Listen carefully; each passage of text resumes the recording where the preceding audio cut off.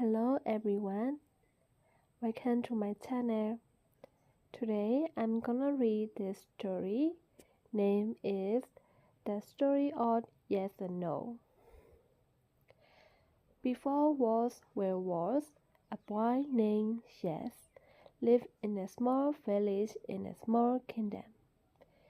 Yes was good at everything. He was the best, smartest, and most liked person in his village. Yes had a brother, and his name was No. No was jealous of his brother because he was not much good at anything himself. Whenever the villagers asked No for help, he refused because he didn't like people very much.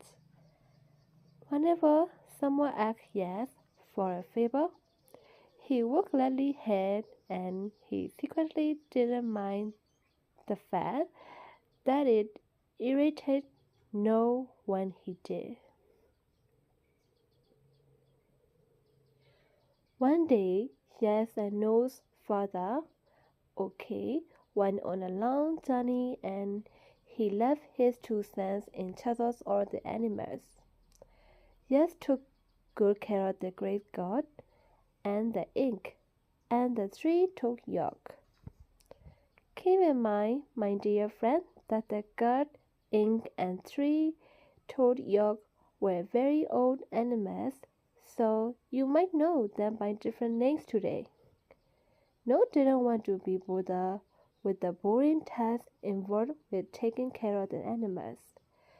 So, instead of having his brother, No went down to the lake and threw rocks into the water. You can see the picture here. Okay, carry on. A few days after his father left, Yes asked his brother to watch the tree-toad York while he went to find some food to eat. Instead of doing what Yes asked, No lay down, shut his eyes, and forgot about the York. It just so happened that the king had a personal road nearby, and he traveled on it often. So often that when the tree-toad York wandered into the road, the king's carriage was passing by and had to swerve to avoid hitting it. The king was thrown from the carriage and fell to the ground and hurt himself. The king demanded to know why the tree-toad York had been alone on his road and asked all the villagers for an explanation. Yer was always honest, so he told the king the entire story. The king thought for a moment, and then he came up with an idea that he was quite happy with. Yes and No were to work in the castle, and his personal assistant as punishment for what was later referred to as the worst tree-toad York and carriage accident in the kingdom's history. The king needed help with many things around the castle because a king cannot be bothered with the daily tasks involved with running a kingdom. However, soon after his decision about the two brothers, the king realized that only Yes would be of any use to him as a servant. Whenever the king asked No to bring him anything, it would get thrown away, broken, or eaten without inspection.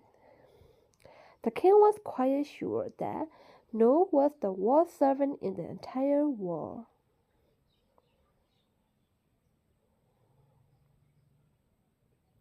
The brothers' most important task was to help pick the food for a grand party that the king was throwing later that night. Cooks from all over the kingdom lined up at the castle's gate to offer the king their food for the party. Of course, the king could not go and grab the food himself, so he asked Yes and No to do it for him. The first court came at the gate and yelled to the gatekeeper, "I'm bringing delicious and berry pie for the king's banquet." The king heard this and thought that a berry pie would be perfect for such an event, and he would love to eat the leftovers. He didn't want anything to happen to the berry pie, so he yelled yes and then asked him to go fetch it.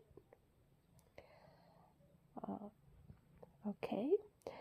The next court stepped out to the gate. "I offered the king gooey soup," he said. The king didn't like gooey soup very much, and he knew just how to get rid of it.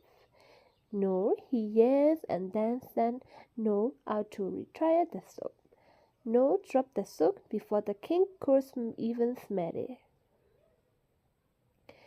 This went on for hours. If the king liked a dish, he would yell yes, and it would be included in the night's feast. If he did not, everyone would hear a loud no, and the dish would be destroyed moments later by a servant with a very bad attitude. Pretty soon this started catching on around the kingdom, for if a king does something, his loyal subjects are never far behind.